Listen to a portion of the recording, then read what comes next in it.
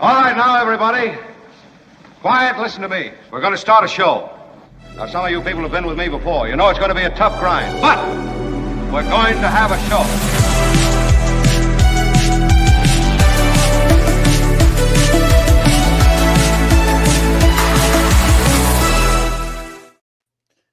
Welcome to the Mark Thompson Show. I'm Michael Shore, back with all of you again for another day. Mark is back tomorrow in this seat. Well, not this seat, but that's what we're supposed to say. And I am privileged to be with Kim and Tony today, and I am privileged to be with all of you, the smartest audience out there. So it's always fun to do this show that way. We have a lot to talk about. We have some Trump stuff, some silly stuff. We have David Cay Johnston coming in. We have an interview with Mark that Mark did earlier this summer, which we're going to air later in the show. So you get a little taste of Mark. I still have, I have a mug today, but it's not that. It's my Queen Elizabeth mug that I bought. Oh, that's nice. Look at you. Her as young and then her old. Exactly. The Heathrow Airport purchase. For the show. So glad to be here. It isn't a Mark Thompson Show mug, but that's the way things stand. You can still put some Coachella Valley coffee in there. Call it good. In fact, I can. Yeah, and I'm not happy about that.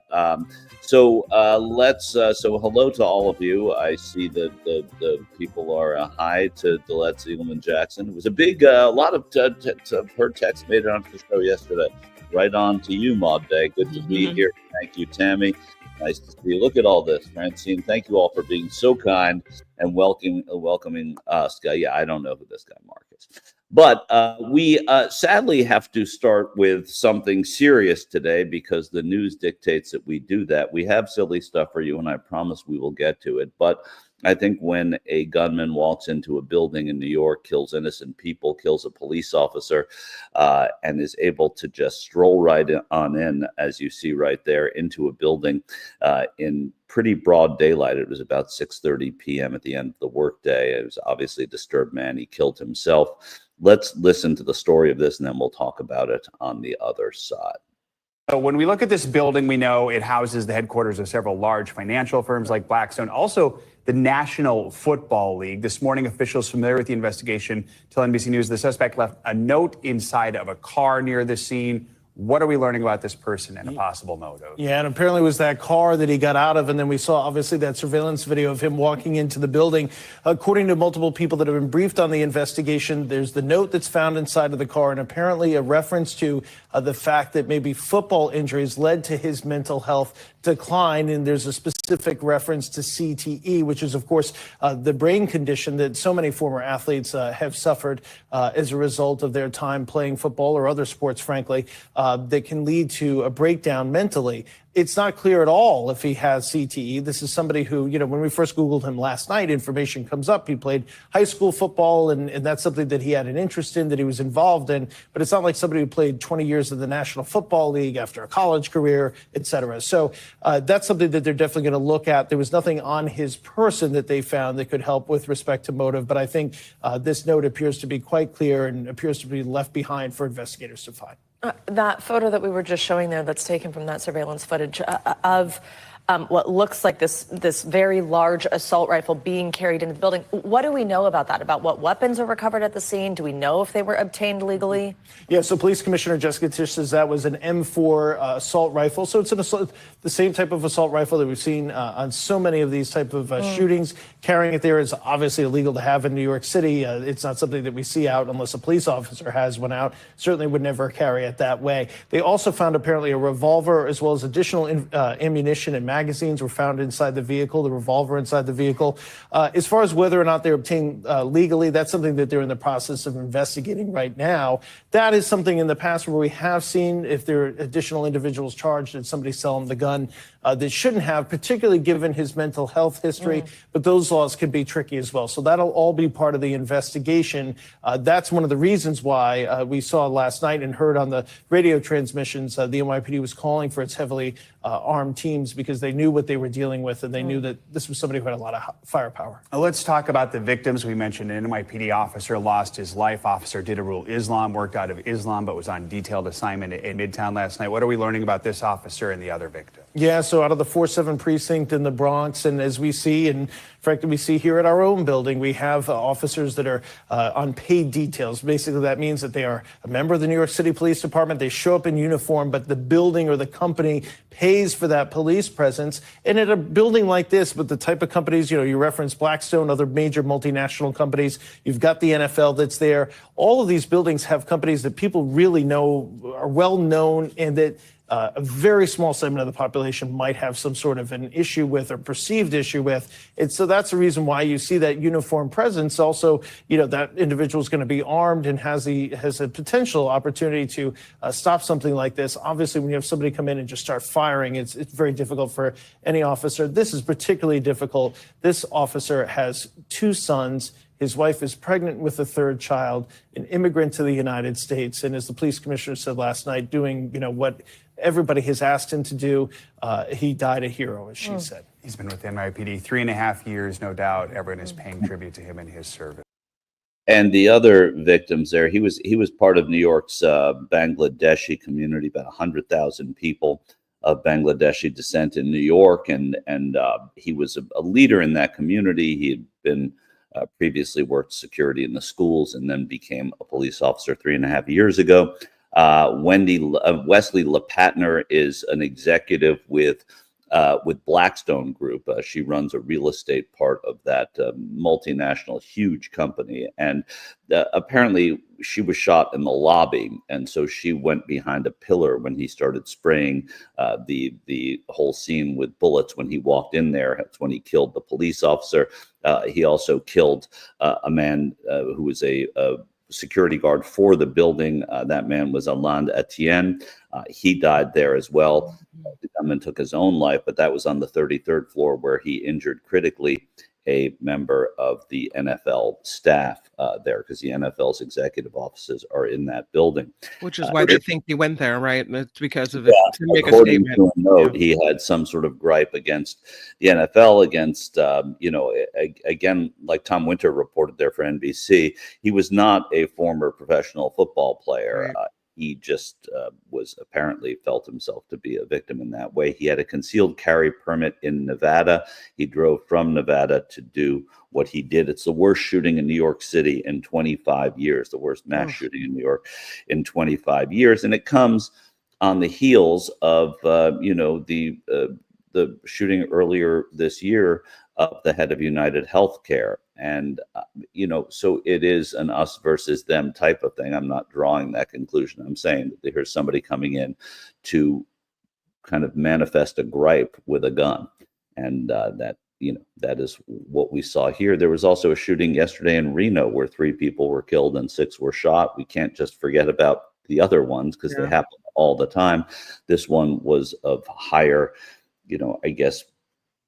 notoriety because of where it happened. It happened in Midtown New York, and more people can identify with Midtown New York than probably can a casino in Reno where somebody pulled up to the valet, opened fire, killed 3, and they don't know the motive there in Reno. But we have this, we have what happened in New York, and again, the conversation becomes this sort of vigilante justice. If he did have a gripe with the NFL, clearly he was disturbed, Kim, but if he had a gripe with the NFL, this is how he sought best to do it. And then you have to wonder how he got a concealed carry permit if he had mental deficiency in the state of Nevada. So there are going to have to be answers from that state about why he was allowed to have this gun.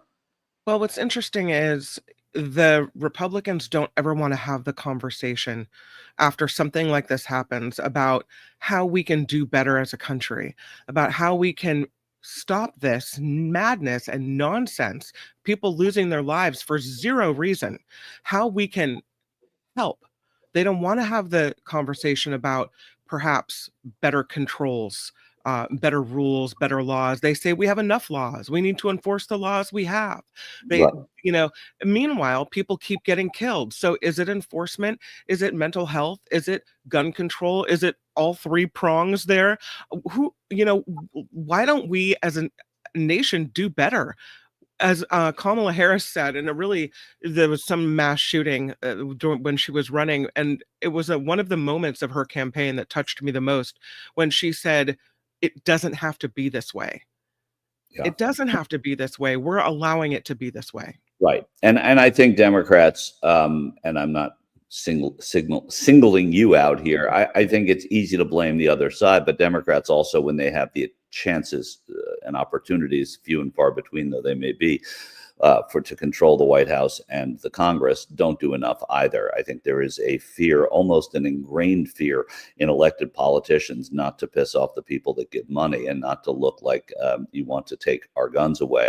Beto O'Rourke at a debate in Houston, Texas, was asked, would he take guns away from people? And in Texas, I think is, I believe that's where that debate was. I think it was in Houston. I was there, but I don't, it's like a blur of debate. And it sank him, right? I mean, for saying what a lot of people think. So it tends to be a third rail in politics, and getting something done on, but Democrats and Republicans need to come to the place where reasonable Americans, 85% of the NRA believe in background checks, right? I mean, that tells you all you need to know. There's no need to fear. And the NRA isn't the behemoth it once was. They went bankrupt. They lost Wayne LaPierre. They lost a lot of their swagger on Capitol Hill, I think, in the wake. It started declining after Newtown, but not enough. And then it kept going, Parkland, et cetera. So I totally agree with you. I think you do have to blame the people that go up there with and put AR-15s lapel pins. I'm talking to you, Andrew Clyde, a congressman from Georgia, on their lapel in Congress. I mean, that's too far, right? But Democrats also have to push harder and not just let go and not just give it rhetoric. So it's a tough spot, but Democrats certainly do more for it, and that is that's a problem, because Republicans are, generally, the way that the country's divided now, represent, gun-toting states. And so they go to Washington and they don't want to take those rights away. And everywhere you go in this country during an election, people think the Democrats want to take your guns away. Sure. And at the end of Obama's term, he said, I didn't try to take anyone's gun away. Look at that. How amazing is that? There's a senator. His name is John Kennedy, as a matter of fact. He's a top MAGA guy, which with that name is kind of weird. But he was on Fox News last night, I guess. I didn't see it, but I read about it. And he was saying, Democrats or liberals or whatever, they're going to talk about more gun control in the wake of this type of thing. He said, what we need is better control of idiots. Okay, how do you control idiots then? He said, I don't know. I don't have a solution for how to control the idiots. Well, I think how you control so-called idiots would be mental health laws and restrict the idiots from getting guns. So, I mean, what he's saying is that he is a proponent of gun control, right? If you want to control the idiots, I don't know. In a way, but he's also equating people with mental health problems as idiots. Yeah, which is not the avenue down which to go. I mean, and John Kennedy is kind of a blowhard. He loves to hear himself speak. He does have a good voice, but and he has an ironic tone. But the way he does his politics is so completely different from the kind of progress that people need on guns. But he also, on Louisiana license plate, it says "Sportsman's Paradise." So you're not going to be a senator from Louisiana and go out and talk about how we have to take guns away. By the way, no Democrats are saying, Beto said it about assault weapons, which a lot of people agreed with, but there's no sort of, take away the Second Amendment or take guns away. There are a lot of anti-gun people that wish that Democrats wanted to do that. But Democrats as a party, and as most national candidates and most federal candidates, that's not what they're after, right? They don't want to do that. They just want to make things safer. And by making things safer, they allow the other side to spin what their position is into a way that it just isn't. So there's a lot to talk about here. You're going to find, we'll find out a little bit more about the motivation. I think we can all say that this person was not someone who was sane at the time of what he was doing. It seemed a bizarre way to make your point. But the real question is going to be the overreaction of New York, and security and police officers are going to be at every building now, because that's what we do. All we do is, is we make people take their shoes off before they get on a plane without looking at what the real problems are in mental health and things like that. Mm-hmm. And then, of course, they're going to they'll probably see how this guy was able to get a gun, and Nevada will probably have to answer more questions than New York in terms of that. But very sad, a very accomplished woman, a security guard, a police officer who was, seemingly beloved in his own community, all gone. The gunman took his own life. And then, of course, there's this man who was shot in critical condition now, but they say will be eventually recover, is what I read. I don't know that for sure. He was an employee of the National Football League. But if this was a distraction from Donald Trump, fear not, Mark Thompson show audience. And I'm sorry, Mr. President, because you probably want people to be distracted from what's been going on. We are going to be talking today with David Cay Johnston at the top of the hour, and he will address a lot of the questions that we have about Trump, about Epstein, about certainly about what these tariffs and the settlement of tariffs with the EU means. I think it's always, man, I could talk about a ham sandwich with David Cay Johnston and feel like I know more. So I've been, I've known him for quite a long time before my days at the Mark Thompson show, and I always loved having him on shows that I have hosted in the past. So anyway, he'll be with us. He's joining us from a cool place, so we'll talk about that later. Let's lighten things up here a little bit, and what better way to do that than to look at President Trump and golf. So here's what happened. The President Trump was in Scotland. We saw a lot of that coverage. That's where a lot of the EU and tariff conversation happened. He was there. It seemed as if he was just there to open a golf club, but we all know that a lot of people think that he is a dishonest broker, as it were. But we didn't know about it on the golf course because very few of us have golfed with him. But then came this, Tony, right? I mean, we see the president golfing, and he has a caddy. Watch the caddy very closely.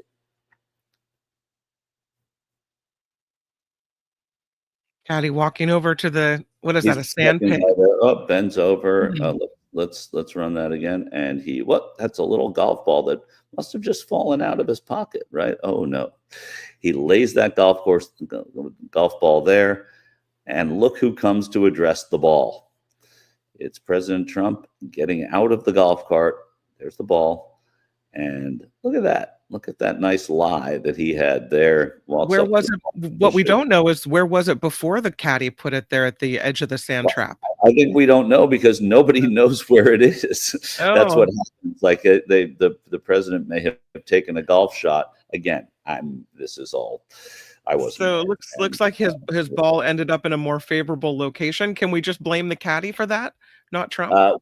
Well, I mean, just following orders has been a point of blame for countries. But yeah, I don't think we can just blame the caddy. I think the caddy is told when President Trump's ball is lost or is in a bunker or he's in a place where the photos would not be good, just drop a ball there and he can shoot. So if you think it's great because he talks about how many other people cheat.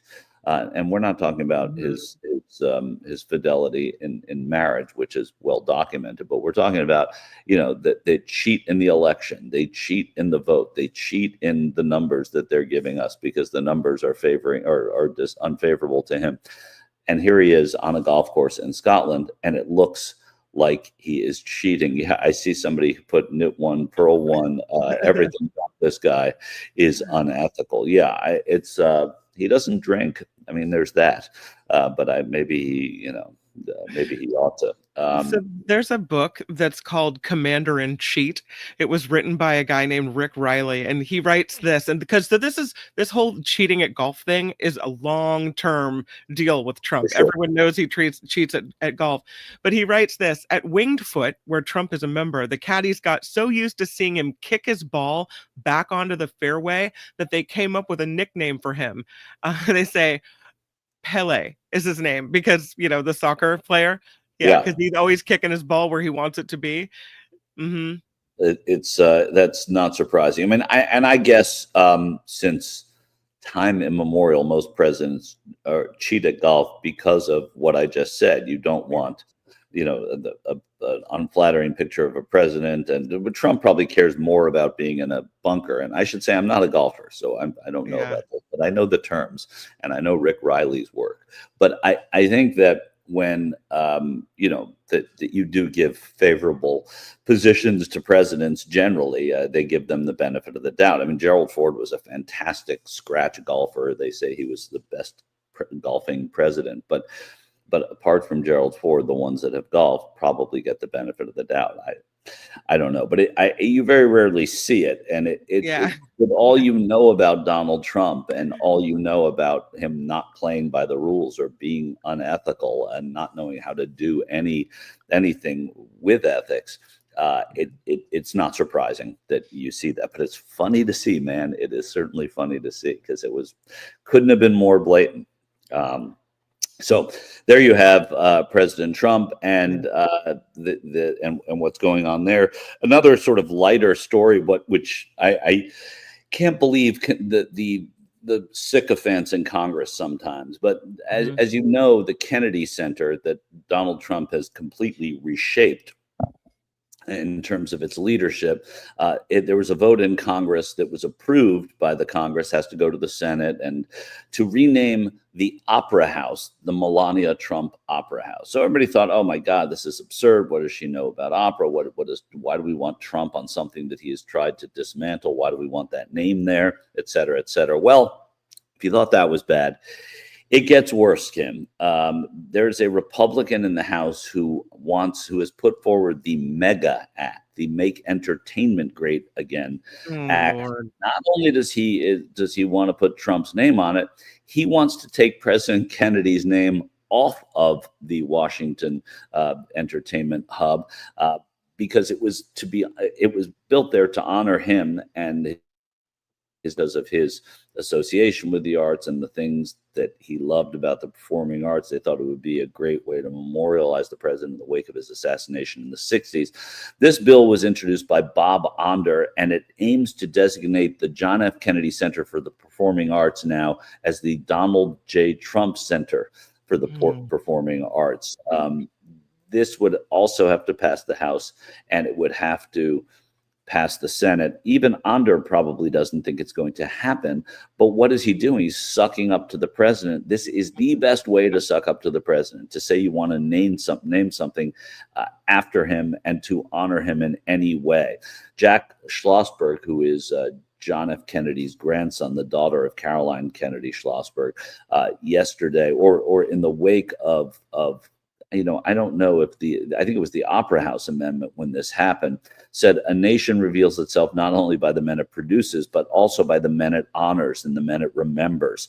The Trump administration stands for freedom of oppression, not expression, is what he said.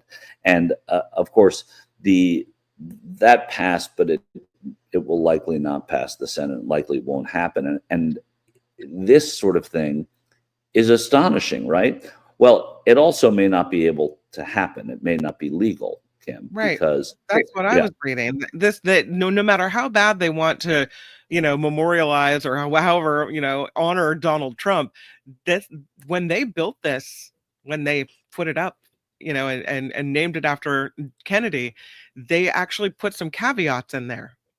Yeah. That's right. So according to U.S. Code, after December 2, 1983, no additional memorials or plaques in the nature of memorials shall be designated or installed in the public areas of the John F. Kennedy Center for the Performing Arts. Republicans would have to pass legislation to change that part of U.S. Code. They can't just put her name on them. We're talking about Melania Trump, and of course they. Naming the center completely probably can't happen if this can't, and they without congressional action they cannot put.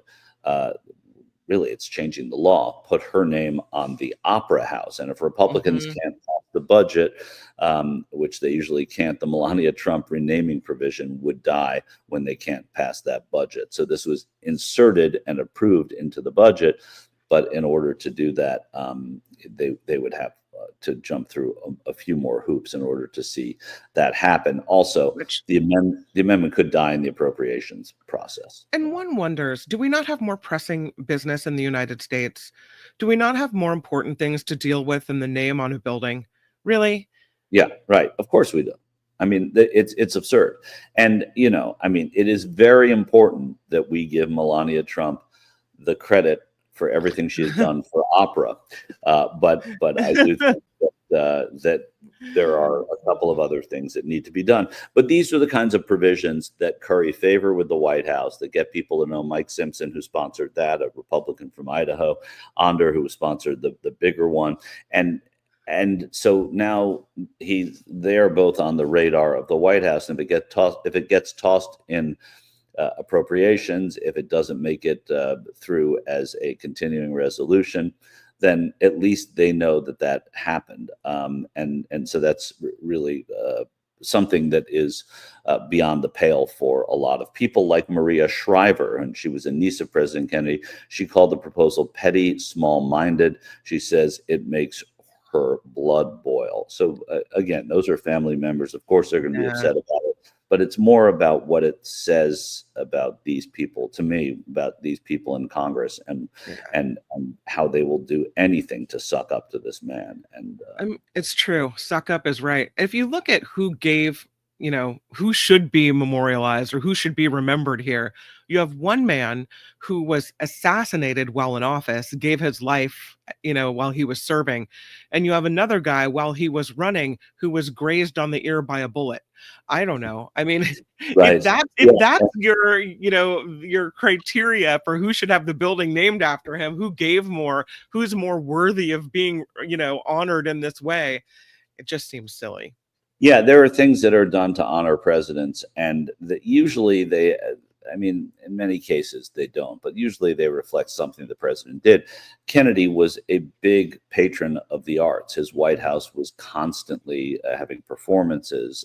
It was real. The Kennedy Center honors are about honoring artists, from choreographers to rock stars, everybody who is somebody that you think contributed to the arts. And those were the Kennedy Center honors every year. I think they were suspended during Trump's presidency because he would have to go and sit through the concert or whatever it was. And those are really great. It's great programming, to see people paying tribute to these stars. And lesser people who aren't stars, but people who contributed to the arts. That's why it's named for Kennedy. That's why it was appropriate to do it. That is not, what was there for Trump. I remember I was at Trump headquarters the night he won in 2016 in New York City at the Hilton, and it dawned on me, oh my God, there's going to be a Trump library. Mm-hmm. And I thought, oh, wow, I can't believe one day there's actually going to be a Trump library. That's before we knew that he would be president twice. But it was the first thing I thought, and then how do we on? But there will be one day, and we'll have to live with that because presidential libraries happen. And it's different now, actually, because they used to be built to house by the National Archives, to house all the documents from an administration. And I've been to several of these museums because I'm a geek, but as a matter of fact, I think I've been to all of them. But when they do that now, so much is electronic. The paper, having those papers, for archivists to go in and handle and look at and do research, and historians, et cetera, those are the kinds of things that are becoming obsolete. So maybe we won't need as big a Trump library, but his supporters are going to build something that I'm sure will be, elegant and classy and sit. Oh God, it'll be dripping with gold. Here's a guy. The Trump library will have every issue of Penthouse, Playboy, and Hustler. Oh my God.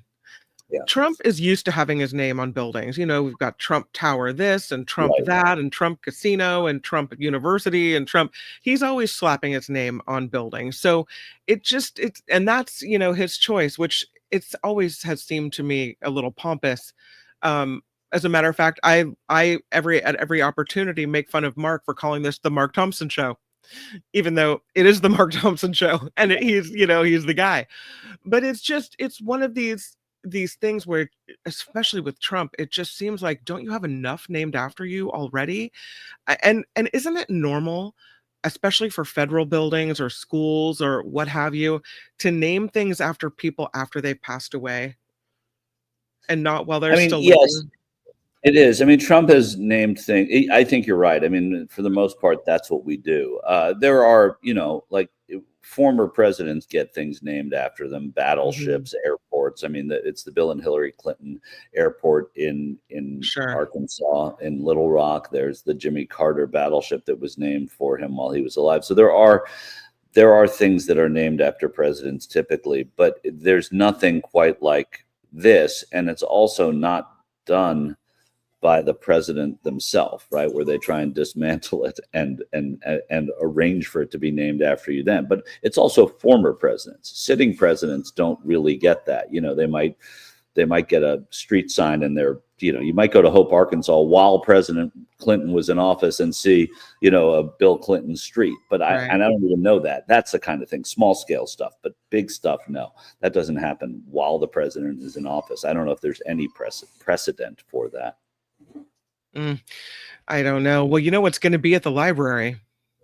What's that? The Qatari jet. Apparently, when Trump is done with it, after the U.S. taxpayers have footed the bill for renovating this thing to the tune of nearly $1 billion, it will be, after however many months it's in use, taken to the Trump Library Foundation, where then it will serve out the rest of its days as a tourist area to go through.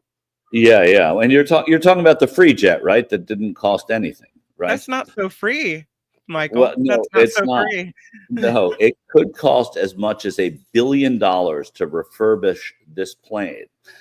So this was the gift that the Qatari government gave to the United States, you'll recall, and Pete Hegseth said was the greatest thing, and, et cetera, et cetera, et cetera. Well, now Chris Murphy of Connecticut, Democratic senator, said, why would we ask the American taxpayer to spend upwards of $1 billion on a plane that would then only be used for a handful of months, then transferred directly to President Trump? That doesn't sound like a wise use of taxpayer dollars. That's what Chris Murphy said in a hearing earlier this summer. Air Force Secretary Tony Metnick told lawyers that the money to refurbish the jet would be pulled from a program intended to replace aging nuclear missiles called the Sentinel Intercontinental Ballistic Missile Program. But Mike said that the Sentinel nuclear program, which is over budget, wouldn't be immediately impacted because it was being restructured. So they're not even denying that this money is coming from places where it could be better spent, if even you think that is how to better spend it. But what you're seeing is a boondoggle for the Trump library, right? You get a couple of months of use out of retrofitting this jet, and then it immediately goes to become a museum piece after $1 billion is spent on it. I mean, that's just an absurd use of taxpayer money. And it is also deception. It is leaving the golf ball in a good place for the president and deceiving people into believing that that's legit. And the money that will go toward this jet, the $1 billion, it comes from a fund meant to replace aging nuclear weapons in America. You could argue that nuclear weapons are meant to protect the United States, right? Right. That's just what it's just what I was saying. Like that seems like it's something we could use. Yeah. So and Air Force One is really meant to protect the president, in this case, Trump. So what Trump is saying is his protection is more important than our protection. That's how I read that, his need to fly around on what's called the flying palace with all these luxurious fixtures and everything else. And I realize that part of the cost, the reason for the cost, is that they have to wire it in a certain way to, deflect missiles and whatever else, because they want it to be secure for the president. And I understand that. But what he's saying is that he needs something so fancy that it's worth our safety. Yeah. Got it. Yeah, well, and it's something that he has talked about from the very beginning. He's been complaining about Air Force One, the president complaining about Air Force One. I mean, Jimmy Carter, for example, thought that Air Force One should be done away with because it was a waste of money to even have it. You can protect the president in different ways, but it was inefficient. It was a waste of energy, et cetera, et cetera. Of course, the Secret Service thinks that it's not, and understandably so, because they're charged with protecting the president, and it is a fully updated and integrated security. It's almost a military plane. It is a military plane. Also, Yeah. did you know that any plane that the president is on is Air Force One? So Right. so whenever a president's on any plane, it's Air Force One. So I think And I just wonder, like, what's so wrong with the plane we have now? Yeah. Well, he said that it's the president has complained about its condition, and that he said that that it's dated. And so in taking this plane, he was very excited because it was a newer plane. So it was a gift, and he's turning a gift into a way of getting money out of the U.S. government to spend on this. It's going to, like a boondoggle, like so much of what he does, and there's no surprise there. Well, it's a done deal now. The United States has accepted unconditional donation of this jet. So we're stuck with it, and we're stuck with $1 billion price tag. And I would argue it's a done deal, Kim. It's a done deal, Kim. But the Congress can go after how much is going to be spent on this and whether or not it's necessary. And then they can also say that if they determine that it is a gift to the president and not a gift to the United States government, then they could say that the Trump Library Fund has to buy it back from the U.S. government and maybe get those $900 to $1 billion back in a way. Well, that would be nice. It would be. There are lots of, because it is, I believe it is not I mean, I know it's not constitutional for them to take that gift exceeding a certain amount of money. But if they wanted to do it in such a way that they could buy it back from the government at the end, that would be fine. Where he would have that money, I guess he could start a new, coin of some kind, of Bitcoin, or Why don't we take the money from the meme coins and the Bitcoins? That might make sense. You're frozen in time there. I don't know if you said you've been to all the presidential libraries as I wait for you to unfreeze. I don't know if you've been to the Reagan Library in Southern California. They have, sorry, you were frozen for a second. They have I don't know if it's the same plane or if it's a replica plane, but they have an Air Force One and a Marine One that you can tour and walk through. And it is interesting to see it, but I don't know if it's interesting to the tune of $1 billion. I'd rather have that aircraft, if we're going to spend that money, in service for future presidents as well. Yeah, no, it is look, the one at the Reagan Library is certainly interesting, and that's what should be done with old aircraft. I mean, what they did is they took the shell of that old aircraft. You see it there. Some of that's called the Beast, the car that the president gets into to give people an idea of what the motorcades are like. Look, that's what these libraries are for, showing people, these museums that are attached to the libraries are for, showing people what it was like at that time in the presidency. I'm all for that. I'm like I said, I'm a geek about that stuff. And the plane can be acquired. I don't know what the provenance of that aircraft was at the Reagan Library, but there's his shining city on the hill there in Simi Valley, California. But it's a cool thing to be able to walk through, just as it's cool to go to Graceland and walk through Elvis's plane. It's just part of the show. Yeah. But to make the government improve the jet and then have the jet go to the library on taxpayer, these libraries are privately financed. The archives themselves are publicly financed, but the libraries next to them are there's a Reagan Foundation that privately that raises money and finances the library. Have at it. Put whatever you want in there as long as it's historically accurate. But what Trump is doing is totally different. It's a total abdication of that kind of mission. So, yeah. Well, congratulations, taxpayers. We're stuck with $1 billion bill. Yeah, $1 billion bill. So the current Air Force One aircraft, two modified Boeing 747-200Bs, this is something Tony just put up, designated VC-25A, are both over 30 years old. They first flew in 1990 and 91. A new fleet of Boeing 747-8s designated VC-25B is currently undergoing modifications to replace the aging aircraft, but they are not expected to be delivered until sometime in the future. So tomorrow or 2038. Whenever, right? yeah, whatever that would be. That's interestingly vague there. So, I guess there are reasons to update these aircraft, obviously, as there are with any aircraft. But this is not the way to do it through a donated Qatari aircraft that you're going to then move immediately to your library. Boeing's on it. They're doing it. And, And then it begs the question, when someone gives you a gift like that, are you beholden to them for something? Like, then what's the give and get? What right. are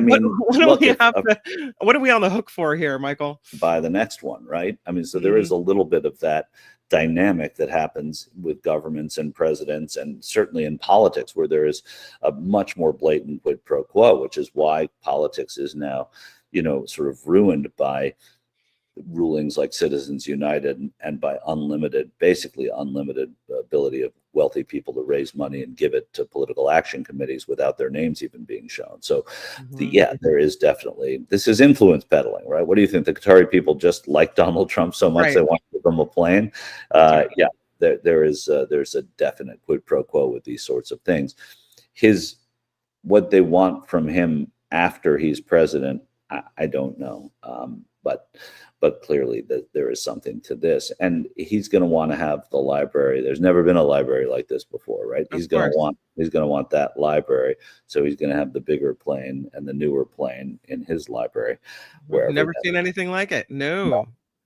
Well, hopefully nobody goes to the library, and no one will have ever seen anything quite like it. But people suck up to Trump, including Harvard. Was now reportedly willing to spend $500 million. That is half a jet, if my math is right, to settle with Donald Trump. In order to settle their legal disputes, people with the negotiations, familiar with the negotiations, have told the New York Times that they're willing to spend as much as $500 million. A potential deal could restore more than $2 billion in federal funds to the university that Trump froze, claiming university policies around diversity, equity, and inclusion programs were illegal. The settlement could also resolve the legal drama around Trump stopping Harvard from enrolling international students. People familiar with the talks, however, said Harvard is hesitant to directly pay the federal government. The $500 million sum is more than double the amount Columbia University agreed to pay to settle its legal issues with Trump last week. So I went to the University of Virginia, and the president of UVA resigned rather than fight. He said I could win. He was already going to leave at the end of this academic year, this coming year, which I guess would be next May. I think July 1st is as long as he would serve. And he left early. He said I could fight this, but it would cost too much to fight it.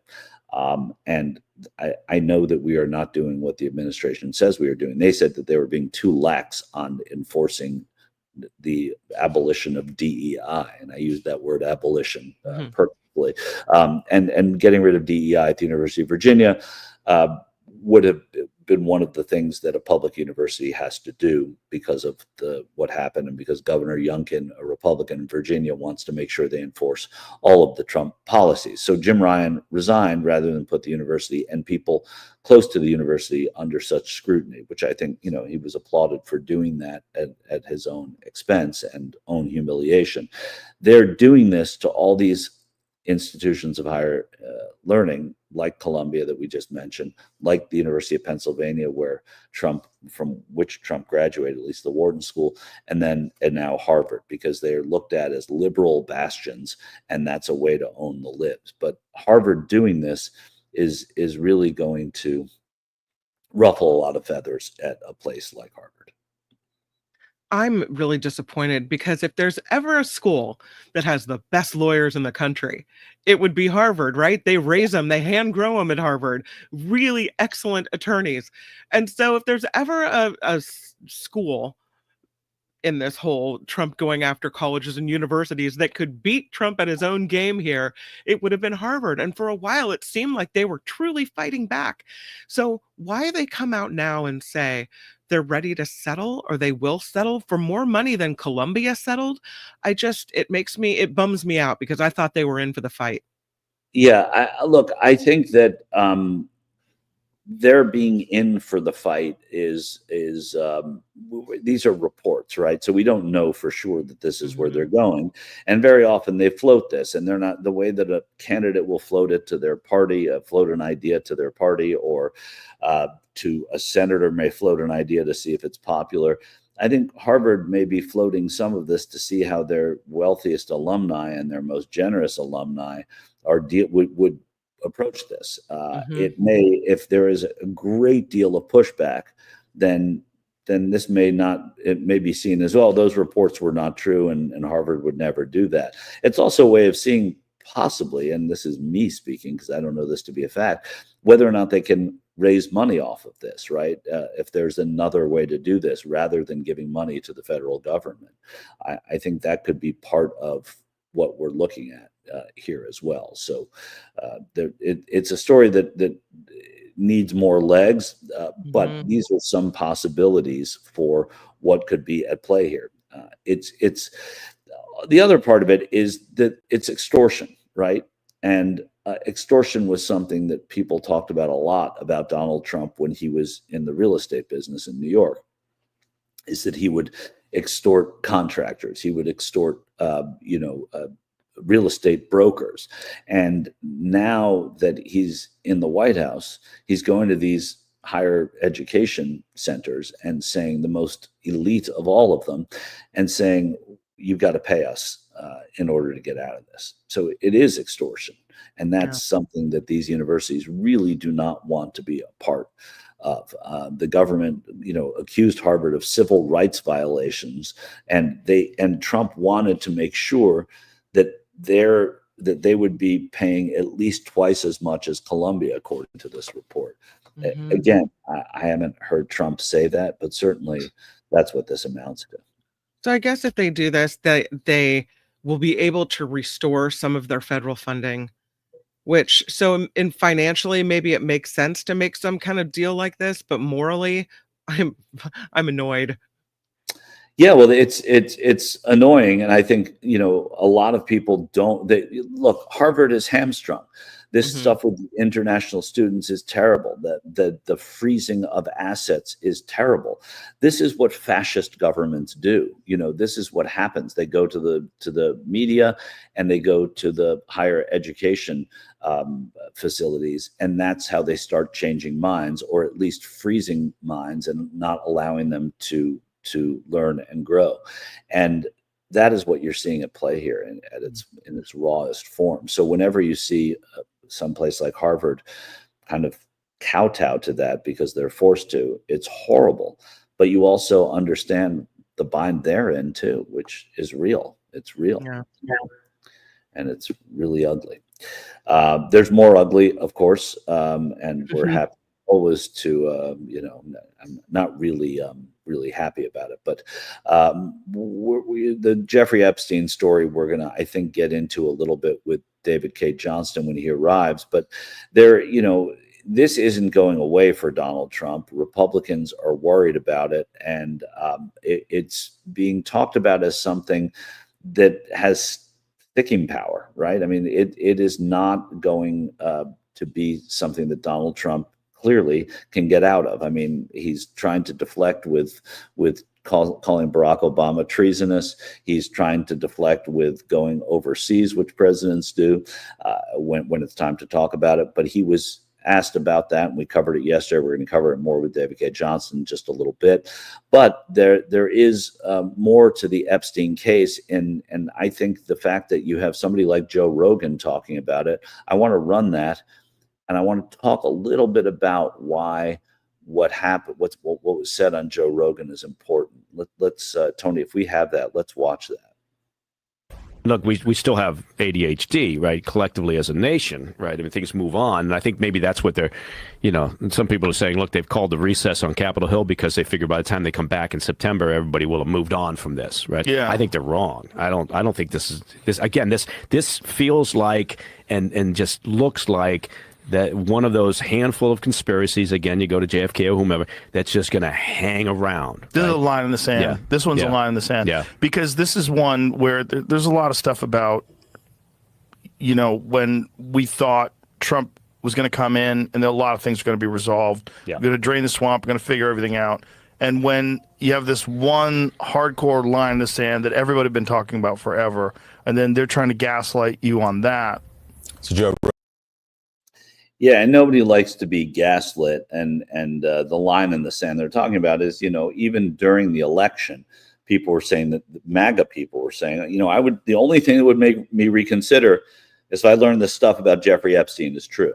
Well, it's not going away. It's not going away because Mike Johnson called a recess. And in fact, the fact that he called the recess to me means that it's really not going away, because the day the gavel bangs in September and they come back into session in the Congress, the first thing Democrats are going to talk about is Jeffrey Epstein and having hearings. And not only they're not going to be alone in doing it. Thomas Massey, a Republican who has other people in his camp, is going to bring up Epstein and try and have hearings on Epstein. So I predict that it will backfire. I predict that what Joe Rogan and the other gentleman on the show, I don't know who that is. Do we have a name on him? I know he's probably on the show all the time. I don't watch it, but I don't watch it either. Doesn't Sorry. matter. I'm sure somebody does, and if they do, that's fine.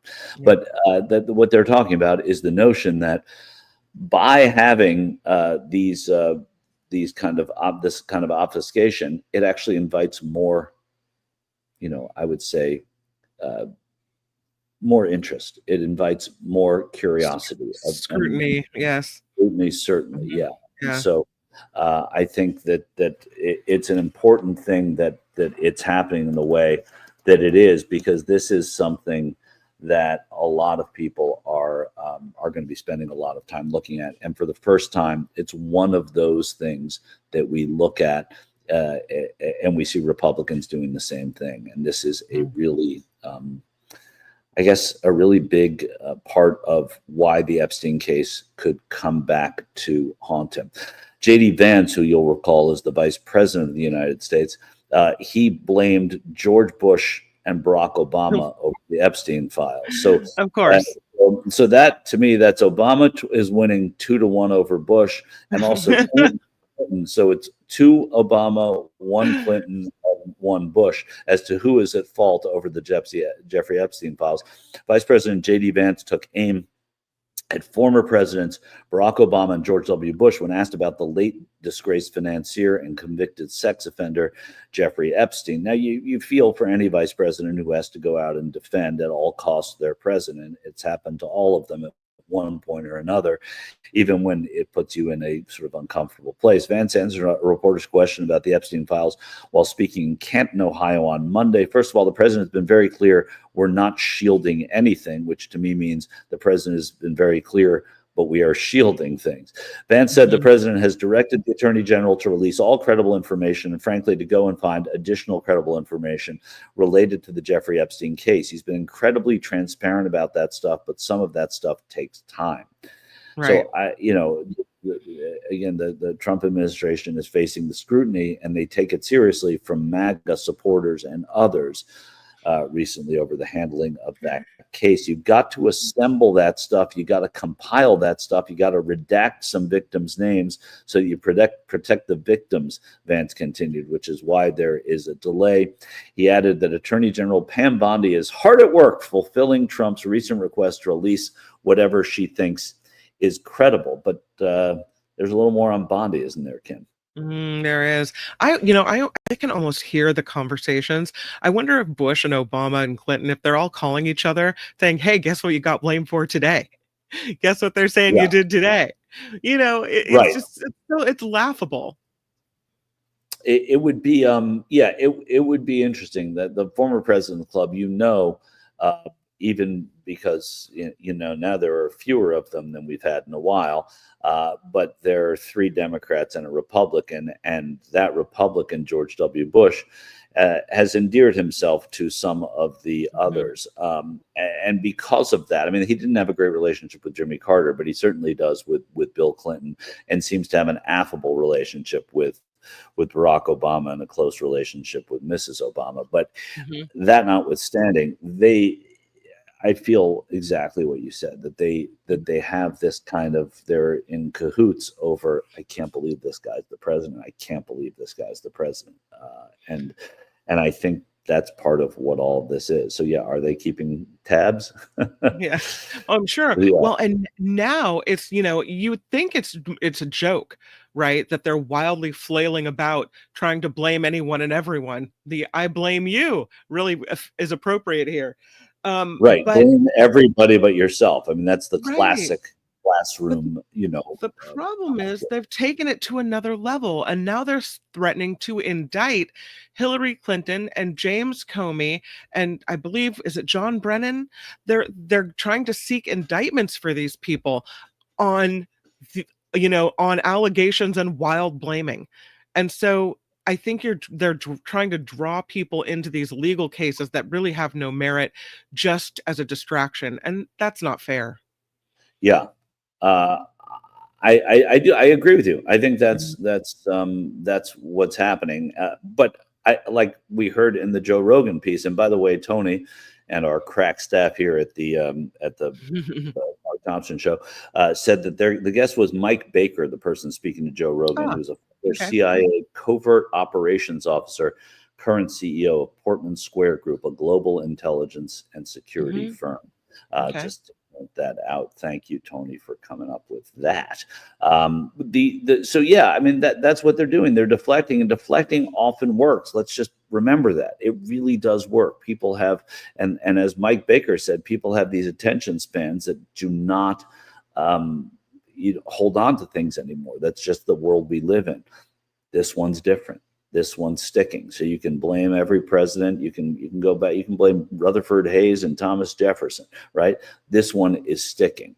And I think that when you see that it's not going away, it means that Republicans are behind it, because the Republicans have the Congress, they have the Senate, and they have the president right now. So ordinarily those things, if they're not swept under the rug, they're ignored because they have the power to ignore, which is one of the great things of majority, is you don't have to entertain this stuff. But Republicans, and MAGA Republicans too, want to see the answers on this particular subject. And that, to a lot of Republicans and a lot of, people in the administration, is why they're treating this so seriously, because they're trying to figure out how to deal with it. And everything they've done so far hasn't worked. And it's going to come back in September. I believe that. The show is crowdfunded, and we have some people to thank. I just saw some contributions pop through. One from Harry for $5, who asks you regarding the Qatari jet the taxpayers are paying $1 billion to retrofit. Do you think the retrofit will be done by the end of Trump's term? I don't. I mean, because I don't think things get completed by Donald Trump. I mean, I don't think walls are built by Donald Trump. I don't think legislation is put into play by Donald Trump. He's not a finisher. He is somebody who just says things and does things. That's the only reason I say no. But that's just my guess. Thank you, Harry. Wes says for $5, there's some nuance in how they say protect victims. Some say victims, some say innocent, as in protecting names of victims and guests of Epstein. Yeah, there is some nuance, and I don't know what the difference is there. I don't know how they delineate that, and I guess it's however the sayer is saying it, and the listener and the hearer is hearing it, right? I mean, I think that's, to me, what it becomes to be about. But who deserves protection, who's entitled to protection as well, I think is important. And who does the president not want to piss off, and Pam Bondi not want to piss off, whose name might be on there, and who they want to redact. And you heard Vice President Vance talking about redaction taking a really long time. It's really kicking the can down the road a bit, I would say. And then, of course, we have one more $20 gift. We thank Depressed Canadian. I was recently in Canada. I don't see why anyone in Canada would be depressed. Now, this is sports. Michael, on a far more serious topic, the Oilers haven't made a play for Sorokin yet. They need a number one starter to get McDavid re-signed. Maybe Mike DiPietro. So this is great. Talking about hockey in July. I love it. That's I agree. The Oilers need a goalie. I think McDavid's going to sign. I don't think Draisaitl would have signed it were that not the case. But we have more important things to talk about. Even me saying that there's something more important. Wow, right? That's impressive. than hockey, I think, is impressive. But thank you for the donation to the show.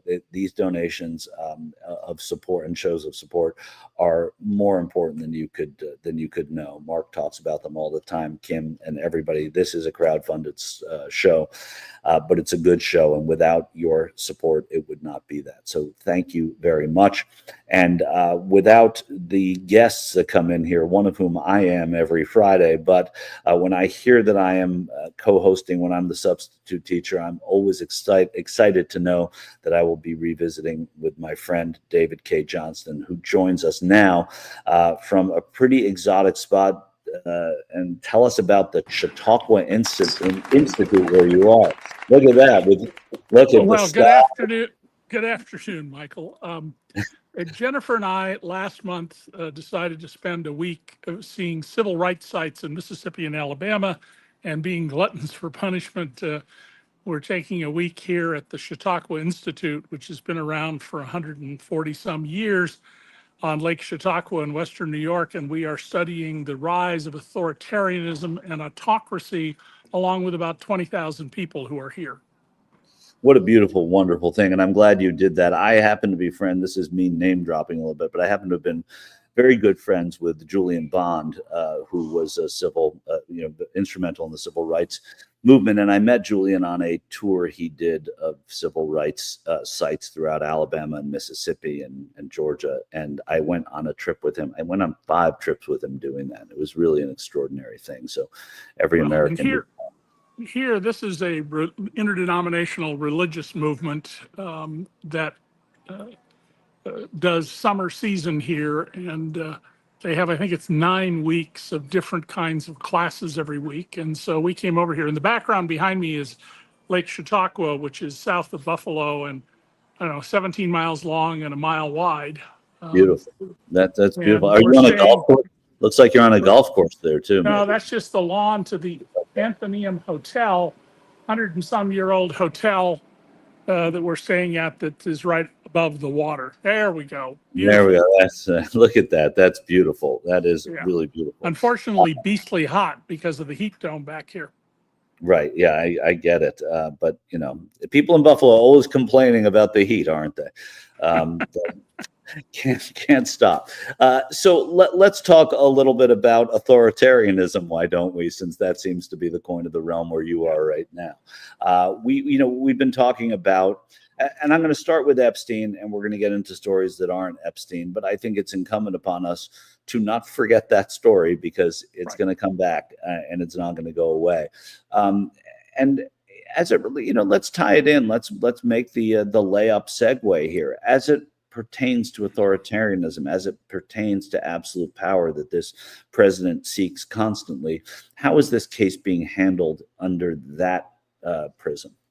Well, interestingly, Trump the other day asserted not just, which got a lot of attention, that Obama and Biden and Clinton had fabricated the files that he has been screaming about for years need to be made public, but he also asserted that, gee, if there are really files, why didn't they make them public? Which tells you about his mindset, that the government is not here to seek justice, but it is to instead serve the interests of the authoritarian leader. And it's very important this story be kept alive with new revelations, with asking questions that aren't at the moment being asked, and new ones, because otherwise we will never get the material here. Now, the Trump administration pulled what they thought was a pretty slick move, and to those who don't know the law, it probably was. They asked a federal judge to release grand jury transcripts, knowing perfectly well that it was highly unlikely that would happen. But more importantly, those grand jury transcripts were from the indictments of Epstein and his procurer and fellow rapist, Ghislaine Maxwell. Ghislaine Maxwell. Sorry, the heat's getting to me a little bit. And to forget the name. And of course, those grand jury transcripts would have nothing to do with Donald Trump, because they were indictments sought of the other two people, not Trump. What we haven't seen are, among other things, the transaction records. Senator Wyden, the senior senator from Oregon, says that there are more than 4,500 wire transfers involving Epstein and Russian banks. Not all banks, just Russian banks. And of course, we know Russian banks are used all the time for criminal behavior because Vladimir Putin's oligarchs are the biggest, best funded criminal gang in the world. Epstein held himself out to be a financier. Well, where are the trading records? Where are the monthly statements sent to Leslie Wexner, the founder of the Limited, who was his initial and by far biggest client, as best we know? What kind of returns did he earn if, in fact, he was actually Epstein was actually a financier rather than an extortionist and a rapist? I mean, there are lots of avenues to pursue here, and keeping this story alive is critical. And then the question I think that's most important to ask is, gee, Donald, after you said you'd make all of these public if you became president, and now you're saying, oh no, we can't do that to protect the innocent. You can redact the names. It doesn't take that long, contrary to the claim that has been made, that you referenced a few minutes ago. Just remove everything that doesn't refer to Donald Trump, Melania Trump, the Trump organization, and let's see those records. Let's see what was on the CDs. Apparently, there were numerous video and image recordings of wealthy men engaged in sex with girls as young as 12. Some of these young women have a lawyer. Cay Johnston has been interviewed on video. You can see that on the internet, telling about what happened to her. And we have other young women who have spoken up. So there's lots here. And the core question is this: is the President of the United States a serial child rapist? There's an enormous amount of smoke pointing in that direction, no fire. But that's because we don't have the documents and we haven't gotten the right witnesses. Of course, if you don't want to know something, see no evil, hear no evil, speak no evil, right. Or as I like to call them, sightless sheriffs who look the other way. But if you want to find out and you've got subpoena power, it's entirely doable. And so I would call upon Letitia James, the Attorney General of New York, and Alvin Bragg, the District Attorney in Manhattan, where a lot of the rape took place, to pursue their own investigations into what went on and what was Trump's involvement and what are the interests and the positions of the victims or survivors of this long-running operation to identify and rape young women. And of course, remember, Donald has many times comments about things like a 10-year-old girl he said he'd be dating in 10 years. When his second daughter, Tiffany, was in diapers, he was asked on a TV show, do you see anything of yourself or your spouse in little Tiffany? And he coddled at her legs and then cupped his hands over his chest and said, of course, we won't know how big these will be for a number of years. I mean, who says that about a baby girl in diapers, but someone who has a very sick mind? And given his walking he also said, if I'm not mistaken, about Ivanka, that he would date her if she wasn't her daughter. Yes, and if you go on a Google image search and type in Trump parrot Ivanka, you will see a huge number of pictures that, in the words of many people I've shown them to, have Donald inappropriately touching his daughter. Jeez. Yeah. So. Yeah, now let me ask you a procedural question after on something you just said. Because there are Republicans, because there are MAGA people who are upset by this, to put it mildly. Yeah. Is getting Tish James and Alvin Bragg in there looking for partisanship, looking for something to be partisan when it may not have to be, and maybe seeing this through another avenue might be the best way? Well, I think that what matters is that we find out what's in the evidence that's already been collected.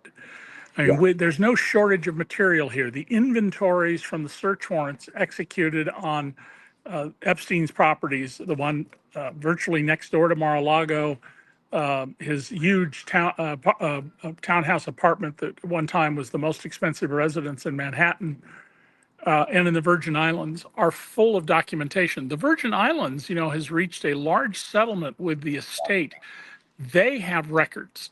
You haven't seen, you're not going to see Pam Bondi, the utterly corrupt attorney general, who was the utterly corrupt attorney general of Florida when much of this went on, and she did nothing when it was going on, produce any kind of investigation. I mean, this is the important thing about authoritarianism. Trump has created a protection racket.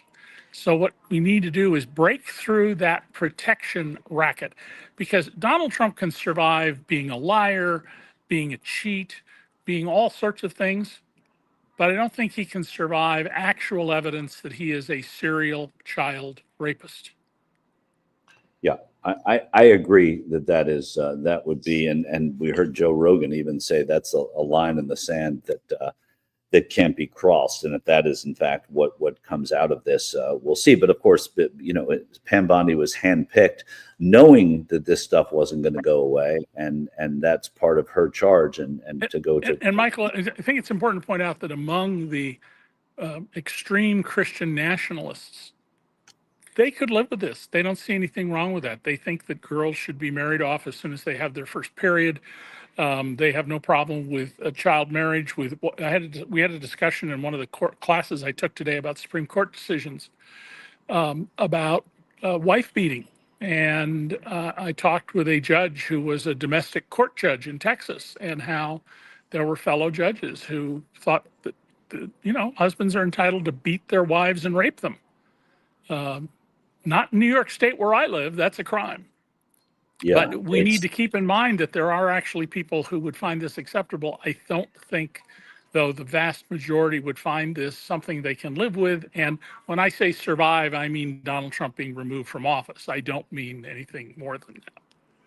Right, of course, survive politically, and the MAGA movement were to survive politically. And we don't know who that baton would be passed to, but it would not be a baton you'd want if he is in fact found guilty of these things and did these things.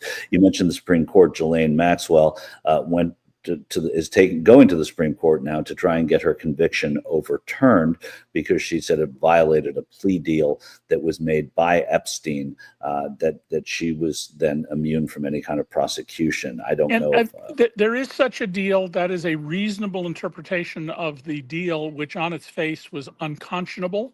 So there's also a legal doctrine known as unconscionability. And so I can see some of the Supreme Court justices going along with her, but I have a hard time seeing 5 of them doing so. But the underlying issue is Donald Trump has said again and again and again that, there are these files and he would make them public as soon as he got back to the White House. Well, you're back in the White House. Let's see the files. Just walk your talk. And nobody should give up on this, especially White House journalists. Every new item. I mean, one of the things about Watergate, which, most Americans didn't live through because it was 50 years ago, was the story didn't die. The Washington Post, the LA Times, sometimes ahead of the Washington Post, and the New York Times, and CBS all kept coming up with new stuff. And it kept that story alive when the public didn't care, until we got to the point where we got irrefutable evidence that Richard Nixon was in fact a crook. And I'm not talking about the tax cheating part. He was pardoned and didn't have to stand trial for. One of his tax advisors went to prison for that. But the obstruction of justice that finally came out after a unanimous Supreme Court said he couldn't withhold tape recordings. And that's the same story here fundamentally. We got to keep this going. The Democrats in Congress needs to keep coming up with new ways to find this. The handful of Republicans who are demanding action on this, they need to be listened to. And I think there should be a serious effort by journalists. I just talked to one today who works for a major publication and said, you need to go to this lawyer who was on Lawrence O'Donnell a couple of nights ago, who represents over 200 of the young women. and talk with him. Now, the young women, they don't want to come out and be public. Understandable, given the doxing and the threats to lives and the threats by crazies in the MAGA movement. But there's lots of ways to get information out without releasing the names and identities of those young women and where they are today. But what do Yeah. they say in affidavits under pseudonyms like Jane Doe 1, Jane Doe 200? Right, right. That's clearly important stuff. And I want to ask you this. When I was covering this last election and going to MAGA Trump rallies all over the country during the election, I probably went to the last cycle, probably about 30 of them. And I'd be outside and I always said a lot of the people are there for the tailgate, but they weren't really there for the games. They liked the camaraderie. They liked all of that. When I would speak to some of these people, even then they were saying, if I find out that this stuff is true, then he would lose my support. Right. Right. And there's a lot of that. And that's part of the division you're seeing, because some of the people in MAGA are saying, wait a minute, you promised this stuff. Now, why are you withholding this? Yeah. This doesn't make sense. And you can see how desperate Donald is, both by the angry reactions he's giving to questions, but also coming up with nonsense like these were fabricated. All these files were fabricated. Oh, okay. There's no client list. Well, you don't need a list to know who the clients were. You don't have to say, here's 1, 2, 3, 4, 5. You have records of who visited, who made phone calls, who was at what events. And I think journalists should be very tough with any politician who wants to protect the privacy of someone in a case that there's clear evidence from the conviction of Ghislaine Maxwell and the death of Epstein, along with records that have been things that have been put in the public record, that this was an organized, ongoing criminal conspiracy involving a vast sum of money, hundreds of millions of dollars, if not more, even more than $1 billion, to identify vulnerable and very cute 12, 13, 14, up to 18-year-old girls to be used for the pleasure of wealthy men who were friends of Epstein.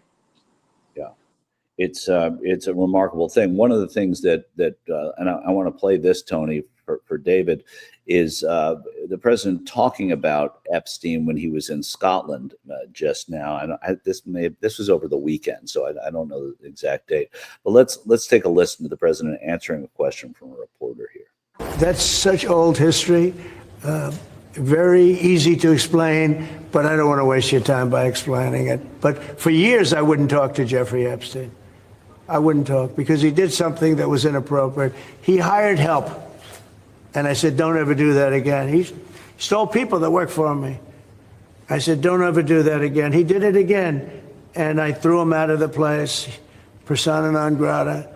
I threw him out, and that was it. And implicit in that is a relationship that they had when he said he didn't have a relationship with him. B, right. He finds the most inappropriate thing that Jeffrey Epstein ever did was hire away some staff from him when we're talking about, pedophilia and sex trafficking here. Well, I believe at least one of the people he hired away was one of the underage women who was then trafficked. And remember that the only comment Donald made before this about Ghislaine Maxwell after her conviction was to say, I wish her well. I'm sorry, Michael, can you imagine what would have happened if Barack Obama asked, what do you think of this convicted sex trafficker and rapist? And he had said, well, I wish her well. Right. I can't believe it. Just as I can't believe when he's asked a few times whether or not he would consider pardoning her. Right. Or he said, I could. I don't know. Because what's going on here, actually, in the meeting between Trump's personal lawyer, who's now number 2 at the Justice Department, and Ghislaine Maxwell, in a closed meeting that we don't have access to, where more than 100 people, presumably most or all of the men, were brought up, is very clear. Ghislaine Maxwell's lawyer has said she wants a pardon or clemency. This is so facially corrupt. Yeah. That you can love Donald Trump and still have principles. And that's the issue here. I mean, do we have principles? Are we going to enforce principles? One of the unfortunate things that's seems to be pretty well ingrained in human beings is that, of course, if you like someone, you tend to excuse what they've done. If you don't, you tend to go after them. This isn't even in a gray zone of, is this acceptable conduct? If unless you're part of this extreme movement that believes that beating your wife and marrying 10-year-old children is okay. Unless you're part of that little fringe group, this is not okay with 98, 99% of Americans. And so that keep the story alive, keep the pressure on. That's what matters. Yeah, and somebody asked me when I was saying, not as well as you just said it, but saying sort of the same idea. Well, what difference does it make, right? What difference does it make? He's already won his election. He can't, according to the Constitution, if not himself, can't run again. What are we doing this for now? And well, that's here's why we're doing that, because we're supposed to be a nation of laws, not men. I warned people as early as 2011 that if Trump got to the White House, he would never leave peacefully. And what did he say recently this year was the only mistake he's ever made in his life? I shouldn't have left the White House in 2021. What makes you think, or anybody think, Donald is not going to try to stay on as president of the United States permanently? He asserts, this is his words, not mine. I have an Article 2 that says I can do anything I want. Article 2 of the Constitution says nothing of the kind. He is busy telling football or commercial sports teams how to name the teams. He is telling universities what you may and may not teach.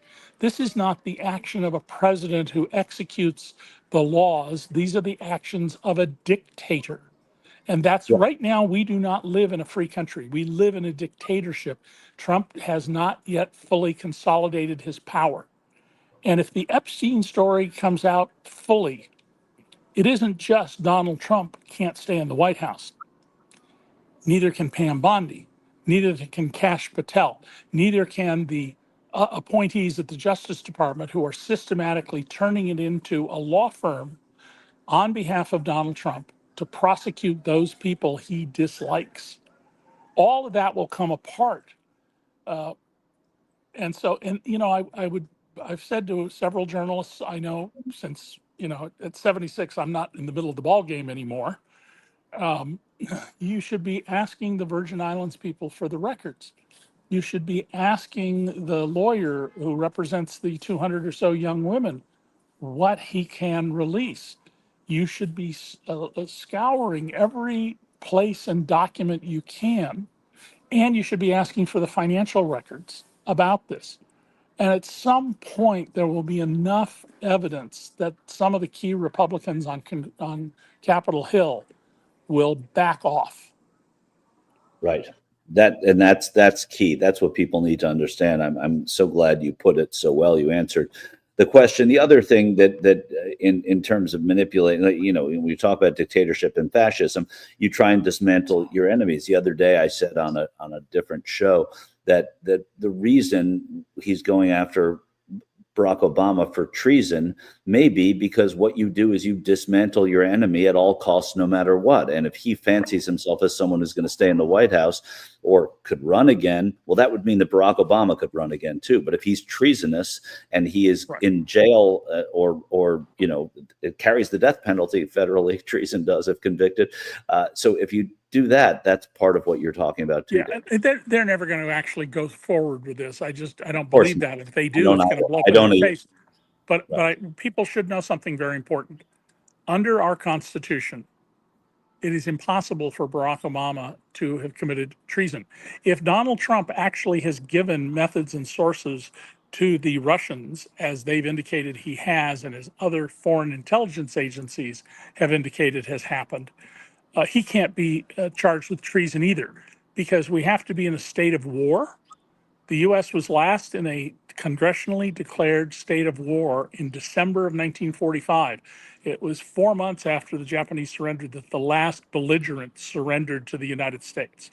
So it's been now almost 80 years since we've been in a state of war. And secondly, you have to be engaged in an enemy, or not or, so we don't have enemies under the law, engaged with an enemy against the United States or waging war in the United States. Now we had U.S. federal judges who went to work for the Confederacy in the Civil War, and one of them was later removed from office because he literally used his judicial powers to wage war on the United States.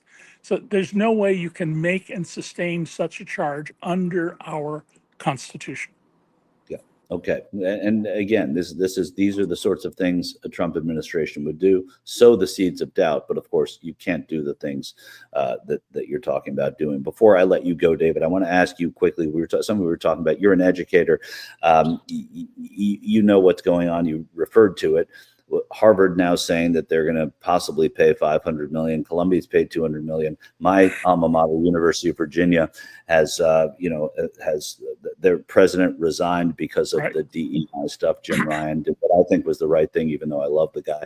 But what should Harvard do? What can we see here that we should be fighting in your estimation? Yeah. Number one rule, Professor Timothy Snyder, the great the scholar of authoritarianship, says is you do not voluntarily comply. Harvard has an endowment of more than $50 billion. Harvard should take an absolutely firm stance that we're not submitting to this. And at the end of the day, if they win in court and get all their money restored, it hasn't cost them anything. But this is when you reach into your endowment to stand up for principle. We would be in a much better situation if Columbia University hadn't immediately caved when the Trump administration came after them. Now, lawyers, civil lawyers, are going to advise, well, if you can get out of this for $250 million, that's a bargain. You should do it, because their algebra is the costs of this, the costs of litigation and the financial penalties. The problem is, Donald Trump is not going to stop and go away and suddenly go, oh, yes, kumbaya, Harvard, I love you now. Harvard, which, by the way, rejected him to be a student. And Donald harbors grudges. Trust me, 37 years of covering Donald, one of the things I early learned was how much he harbors, he lets things fester inside for years. Harvard should stand up. Other universities should stand up, and they should say, no, we are not going to knuckle under to this illegal activity, which is what it is. And Trump is, not spending money Congress directed. Well, we dealt with this under Nixon. He tried to what was called impound the money. That was his euphemism for not doing what Congress said. He is trying to not fund universities. But if Congress has appropriated this money, then the argument should be you are required to do so. You took an oath to faithfully execute the office of the president, and that office's duty is primarily to do whatever Congress tells you to do. You're simply the executive for the branch that decides what to do. Trump, of course, is trying in every way possible to avoid accountability for anything he does, including going after individual federal judges. They just went after Judge Boasberg for what they say was an inappropriate comment he made. Read the quote in the news stories.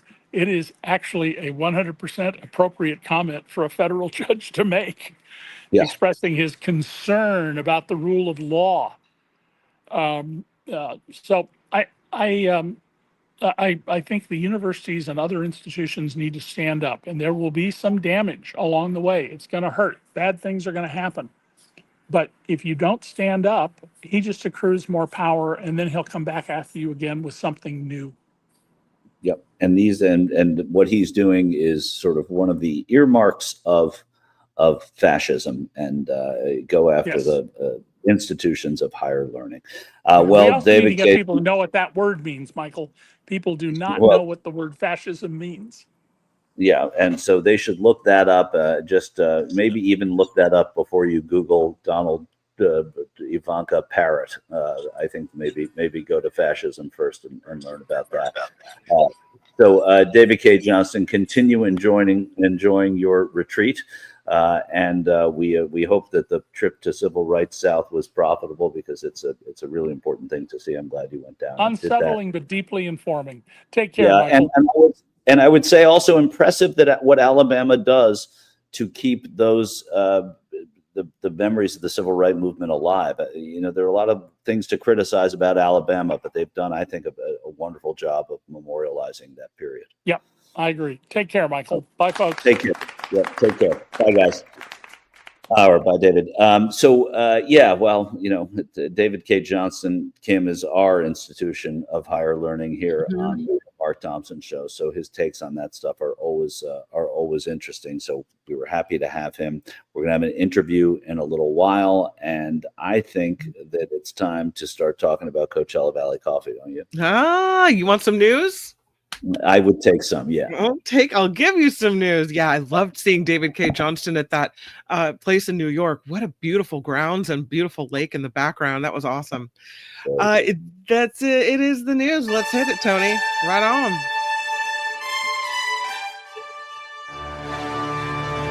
On the Mark Thompson Show, I'm Kim McAllister. This report sponsored by CoachellaValleyCoffee.com. Ooh, yeah, take a big sip of it. The motive of the suspect in the shooting in New York City that left 4 people dead, including a police officer, may be related, as you had mentioned earlier, Michael, to CTE. An alleged suicide note reportedly found in the pocket of the suspect Monday asked for his brain to be studied. CTE is a brain disease linked to repeated blows to the head, often seen in athletes like football players, though it can't be diagnosed yet in a living person. I'd heard that there may be some type of scan that they've come up with that you might be able to diagnose it in a living person, but so far the only way doctors have been doing it is by autopsy. So there was a note regarding that. Jeffrey Epstein associate Ghislaine Maxwell's request for immunity in exchange for testimony is being declined by a House committee. In a letter today, Maxwell's lawyer said she would be willing to testify before Congress if she was given formal immunity. If not, her lawyer said she would invoke the Fifth Amendment and decline to testify. The House Oversight Committee said it will soon respond to this letter, but they immediately ruled out any congressional immunity. Maxwell currently serving a 20-year sentence in federal prison. She did, though, meet with Deputy Attorney General Todd Blanche for questioning last week as the Trump administration faces pressure to release all files related to the Epstein case. President Trump says he is giving Russia 10 days to agree to a ceasefire with Ukraine. Speaking to reporters today, Trump said he doesn't know what impact this deadline will have, as Russia seems to want this war to continue. His words. The president said he's going to put on tariffs if no deal is reached. Trump said it may or may not impact Russia, but it could, he said. It could. The tariff deadline for China has not yet been extended. The U.S. and China wrapping up discussions in Sweden today after 2 days of trade talks. A Chinese official had said that tariff truce was extended, but U.S. trade representatives said an extension was discussed, but Trump will have the final say on that. This all comes after a deal was reached with the European Union over the weekend. North Korean leader Kim Jong-un's sister said her brother's relationship with President Trump is not bad, but the United States has to accept that country as a nuclear power. Kim Yo-jong, who apparently wields a great deal of power in that isolated country, said today that North Korea is a nuclear weapons state and that fact is irreversible. She went on to say that any effort by the United States to restart talks with North Korea without that recognition would be a mockery of the leader's personal relationship. A company based out of Virginia getting ready to build one of the largest ICE detention centers in the country. Acquisition Logistics recently won a bid to build the facility in El Paso, Texas. Reports list the contract as being worth about $1.26 billion. This facility will be able to hold about 5,000 detainees, making it the largest immigrant detention center in the United States. The center expected to be completed by September of 2027. 2 of the biggest U.S. railroads have merged to create the country's first transcontinental freight railroad. Union Pacific and Norfolk Southern announcing the deal today worth $72 billion. The companies confirming last week they were in talks. The deal still needs regulatory approval. This feels like a story from like the 1950s. Here we have a Yeah, big old railroad, doesn't it? Union I Pacific and love. Norfolk Southern. Hmm. Yeah, I would not have been able to get that. Norfolk Southern was one of the two biggest railroads, but yeah, it feels. That's just what I was thinking. Really, this is the story that's breaking today, and it needs. I know. I know. Yeah. Football legend Deion Sanders says he is now cancer-free after undergoing surgery for bladder cancer. Doctors discovered a tumor during a routine vascular checkup. They confirmed it was a high-risk form of this disease. Sanders urging others to get checked, noting the importance of early detection. Bladder cancer affecting more men than women as well, with smoking usually the leading risk factor. Again, he says he's cancer-free after undergoing treatment for this. The actions of immigration agents in the Los Angeles area remain up for debate. The Ninth U.S. Circuit Court of Appeals in San Francisco heard arguments recently against a judge's order calling for limiting immigration enforcement in this region. That order followed findings that patrols in and around Los Angeles were being conducted without reasonable suspicion and that detainees were being denied access to legal counsel. The Trump administration pushing back, arguing the raids are targeted and are carried out with probable cause. The appeals court has yet to rule on the issue as of late last night, so we're still watching for that. Governor Tim Walz is activating the Minnesota National Guard following a cyber attack in St. Paul. Officials say the city website is experiencing unplanned technology disruptions. Walz's office says the magnitude and complexity of this incident have exceeded the city's response capacity, and the St. Paul mayor says the city has now declared a state of emergency to address this cyber attack. Who is that? Is that the mayor of Yes. St. Paul? St. Paul. Okay. All right. A mainland-based company is planning to offer ghost tours of Lahaina, Maui, where more than 100 people died in a wildfire in 2023. Bad taste, anyone?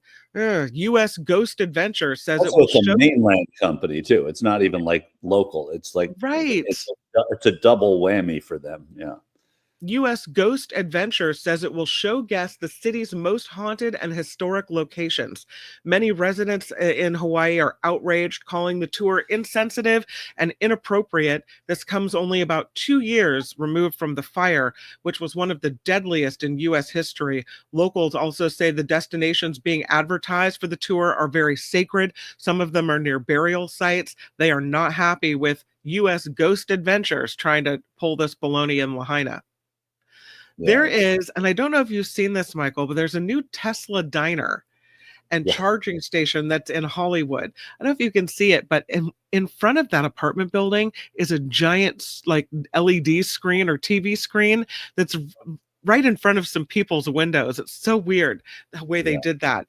But they're already drawing protests out there. In recent days, dozens of people have held demonstrations outside of the Tesla diner, some upset with Tesla CEO Elon Musk after his involvement with Trump earlier this year. Others are upset about the 24/7 diner itself. Residents say it's been causing significant traffic issues since opening last week, and they are also complaining about constant honking, saying they're having trouble parking and crossing the street. Yeah, look at all the protests out there. The Tesla diner. I didn't hear you say. No, of course they're protesting it, and of all places, Hollywood. I think this was put on the map well before people learned about what they formed opinions about Elon Musk. Crazy. Yeah, they don't like the diner. Lastly, a pair of Kobe Bryant game-worn shoes have sold for $240,000. I hope I'm not scooping you in 48 seconds of sports. They were sold on Monday by SCP Auctions. Bryant, who died in a helicopter crash in 2020, wore these shoes during his first ever NBA start, January 28th of 1997, when he was just 18 years old. The autographed Adidas EQT Top 10 are now the second most expensive pair of Kobe Bryant shoes ever sold. Again, that was a lot of money. That was $240,000 for a pair of Kobe Bryant shoes. Look at only that. Only to come in second. To come in second. Imagine spending $250,000 on a pair of shoes, and they're not even the most expensive Kobe Bryant shoes. Wow. It's kind of wild. Yeah. And what do? You keep them in a glass case, right? You're not going to wear them around. Right, until you sell them for 161,000 in a few years, probably. Right? I mean, I don't know how this stuff holds on to its value, but maybe it doubles and triples. And I guess. Well, actually, I the guess- worst part is sneakers disintegrate. So Oh, do they? Yeah. yeah. So the glue, everything comes apart. So even if you put them in treated stuff, they still just disintegrate. Wow. Well, I mean, that's No. sort of encouraging because we wear so many sneakers. It's good that they disintegrate. Not good for this guy who bought the. I don't know, I'm not saying I don't know if it's him, but the person who paid $250,000 for this stuff. This report is sponsored by CoachellaValleyCoffee.com. It is the best coffee and the best tea that will ever pass your lips. All organic from women-owned farms. They've got the new blend with mushrooms that will improve your mental state, is what they say. It's called the Clarity Blend. It's got lion's mane. It's going very well in this house with the lion's mane coffee. Mark is loving it too. I love the tea, especially the vanilla tea is my favorite, but they've got a great summer blend, the hibiscus orange. It's a summer sun tea. CoachellaValleyCoffee.com. Please check out the website. And if you see anything that piques your interest, they have great tasting notes there, and you do end up with something in your shopping cart, please use our exclusive Mark Thompson Show discount code MARKT, no spaces, at checkout. MARKT will get you 10% off your total. So basically free shipping is what it amounts to. So that's pretty cool. It is CoachellaValleyCoffee.com. I'm Kim McAllister, and this is the Mark Thompson Show.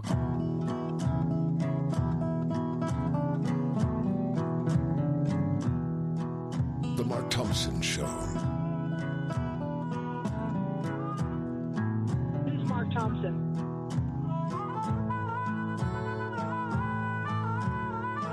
Hey, which one of you is Mark Thompson?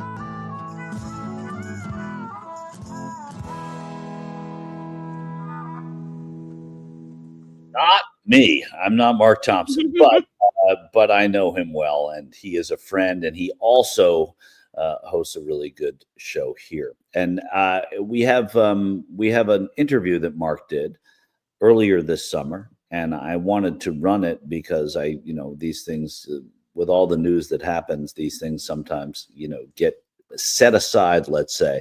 But he interviewed John Casey on love and marriage equality. It was filmed in July 7th. And why don't you have a listen to this, and then we will see you on the other side of Mark's interview with John Casey.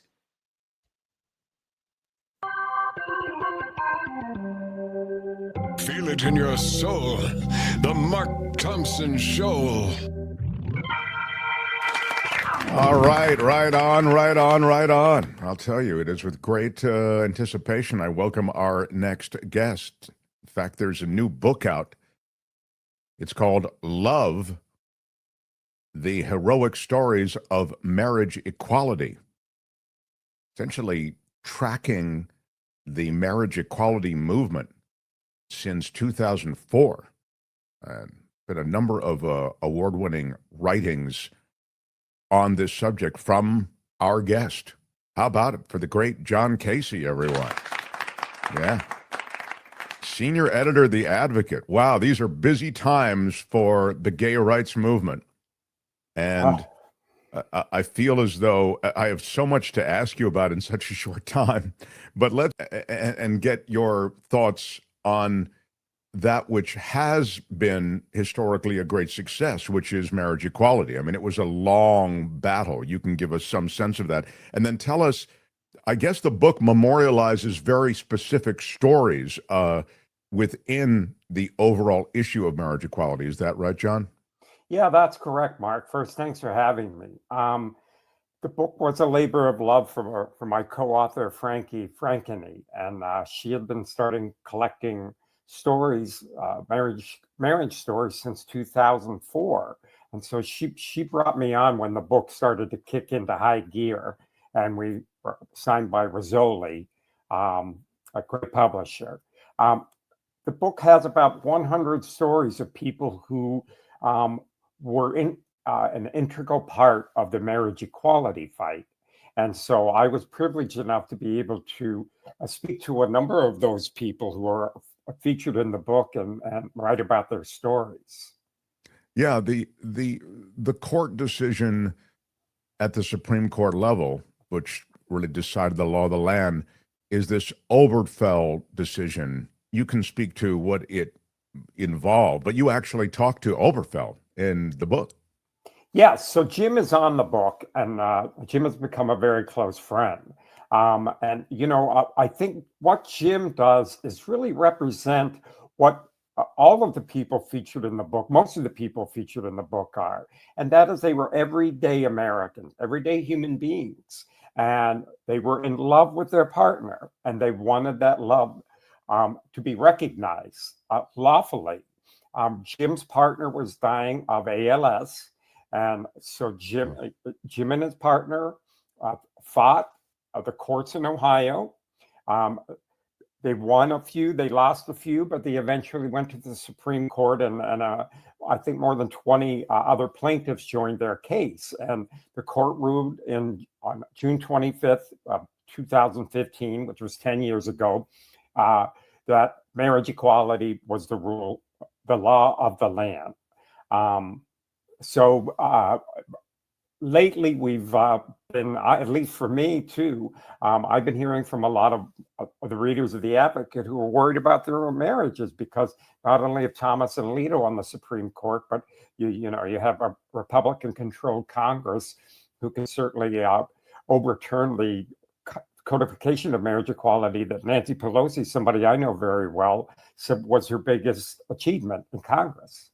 Yeah, this is really brings me to my anxiety on behalf of what's right and wrong, and on behalf of the gay community. I mean, there's no reason that the gay community shouldn't have access to these same freedoms and customs that the rest of society has. And that is what you've just alluded to, which is that the hard-fought victory, which you're celebrating the 10-year anniversary of, is now, it seems inconceivable, but a victory that may be reversed. And so the vigilance that you have to have, what I'm curious about is, what is the system within the gay community? You, as a writer on so many issues associated with the gay freedoms, I'm wondering how those anxieties play out in terms of public policy and vigilance on the part of your community. Well, that's the key, is vigilance. And I was privileged to sit on a panel with Lieutenant Tom Carpenter, who had, and he was featured in an MSNBC documentary. That was the panel we were on when MSNBC debuted. And Colonel Carpenter was integral in the fight. So somebody got up and asked him a question, and they said, we've got equal rights, we've got LGBTQ people in the military, we have freedom to marry. What's our next frontier? And he said, there is no next frontier. And this was back before Trump was elected. He said, we have to be vigilant. We have to be vigilant and be ready to fight, because in a stroke of the pen, all of the freedoms we've won over the last 50 years could be taken away from us. Yeah, and it's funny that a lot of these freedoms that we've seen taken away through the years, they start around the edges, and then before you know it, it's happened. Here, it felt as though it was really a broadside. Again, taking nothing away from the victory and the celebration that one should have for 10 years of marriage equality, but just cutting, ahead in the movie to the fact that you have a new administration which seems very comfortable and, as you suggest, sort of buoyed by GOP intransigence on this issue to begin with. They had to kind of be dragged kicking and screaming to this. It seems as though the gay community and marriage equality, among other things, broadsided. I mean, it's all happening at one time. Yeah, and I think the key to that, and you said it, is around the fringes. And that same holds true for getting something like marriage equality passed. And it actually started, over 50 years ago. And I spoke to the first recognized couple that was married in 1972. And when the Obergefell decision was made by the courts, they recognized Michael and Jack's marriage of retroactive to 1972. But I asked them, I said, what happened to you guys? They're in their late 70s, they're sort of retired. If the Supreme Court came along and nullified gay marriage or turned it back to the states, and they said, we don't care. They can't take away our marriage license. what are they going to do to the millions of people who have already been married? And society as a whole has seen that marriage equality, gay marriage did not have the effect of watering down or belittling straight heterosexual marriage. It actually solidified families around the country. Gay couples are now in neighborhoods and every part of communities around the country. People have seen them, their neighbors have seen them, they work with them, they go to school, PTA meetings together, their kids play together, and they see it's just normal. So it's so far entrenched in society over these last 10 years that it would really be, I think, a slight to so many people, I'm in the heterosexual community, to see that those rights taken away. That's something that I think even Republicans in the polls have been really strong on that. Don't want to see that. Doesn't mean it won't happen, but again, people don't want to see that. I just feel as though one of the great things that's happened through the years is that the gay community out of the shadows and the gay community is embraced increasingly by the mainstream straight community. Again, this is I'm just a mainstream straighter, so I can kind of comment on that part of it. And I see that people finally are ready to say, yeah, my brother's gay, my hairdresser's gay, my my therapist is gay, whatever it might be. It could be, and as you just said, everywhere, because there's no specific difference between the gay community and the straight community apart from the sexuality. So I see that playing out, and I'm hoping that what you've said, I fervently hope that what you said is that in regard to the polling, in regard to public support, is something that's respected by lawmakers, because it wouldn't have seemed possible to me to get rid of those serving in the military heroically and honorably for any number of reasons associated with sexuality, but that's exactly what's happening now. And I worry that then, as we were just saying, from the edges to the center, that could kick the door open for a lot more. And all of a sudden it becomes okay, to get rid of and to deny rights for this community. Well, that's what's happening in the military right now. I mean, they've gone full throttle after trans members of the military, and they're not going to stop there. Pete Hegseth has already said in his past that there should not be queer people in the military. So the deal is this, and they chip away slowly, that they get rid of the trans members of the military, which is actually a national security threat on many reasons, and then they chip away at the LGB on that end. And it's detrimental not only to the morale of the service members, but it also singles out, if the defense secretary has you in the target, has the LGBTQ community in his sights, and you're starting to be looked at as something different or an outlier, that feeds into bullying and harassment. And back in the days when gay service members were beaten up in back alleys. Exactly. So, yeah, and it sort of becomes self-enforcing that way. But let me get back to, but I think this is all instructive, because the memorialized nature of the success stories that you have in your book, these can inform the present and do inform the present, which is why I think your book is so very relevant. I mean, it's wondrous to think that this is a victory. I mean, so hard fought, like so many of these kinds of victories, but it can also inform what's going on now. Tell me about some of the other people to whom you've sort of turned focus with the book, Love, the Heroic Stories of Marriage Equality. Sure. So I mentioned Jack and Michael, who were the first to be recognized as being queer couple to be married. But I also didn't speak. I wrote about the two men back in the 80s who moved to a place called Silver Lake in California. They were both sick with AIDS. And there was a documentary about them, The View from Silver Lake. And it was about these two men who had an immense love for each other, and they cared for each other as they were sick and dying of AIDS, and they eventually both died. The documentary is searing, but it's love is the first word of this book, and that's for a reason, because that is the thread that ties together each story in the book. And so you go to somebody like Jack and Michael in 1972, and then Mark and Tom, and then more recent weddings, like Neil Patrick Harris and David Berkta and others. The thread is love.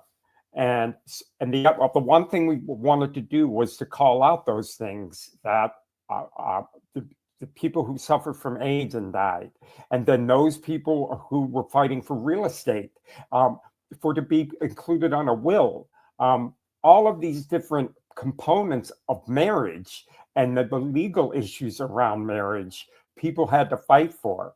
And then you go to a famous story.